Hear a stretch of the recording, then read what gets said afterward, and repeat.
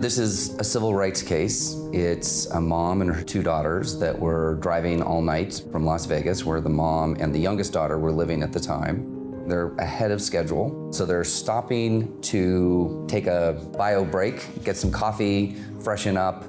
Mom has told the girls, go do what you gotta do. I'm gonna catch a few winks. They actually fall back asleep, so they're all now sleeping in the car. Two officers have noticed this car and they decide to go see what's going on. They think because the person's leaning back in the car seat that seems suspicious. So they walk up to the car, they knock on the window. Hi. Hi. How are you? Fine. What are you guys doing here? She rolls down the window, puts her seat up. She's like, is everything okay? And he's like, yeah, let me just tell you what's going on. We've had some Autobergs in the parking lot over the last few days. And then he says, yeah, can I see your ID? And then she's like, you were just telling me about auto burglaries and now you're asking me for my ID. Why are you asking me for my ID? And he just keeps saying, you have to give me your ID. She's like, why do I have to give you my ID? Why? What's going on here? This case at trial was the perfect storm.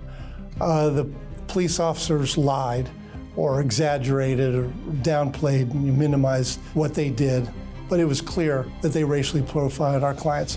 How do you put a number on being detained and handcuffed for 90 minutes and going through the indignity and all that? Shut up and I answer all your questions. Why Listen, stop. Okay, why am I being arrested? Stop!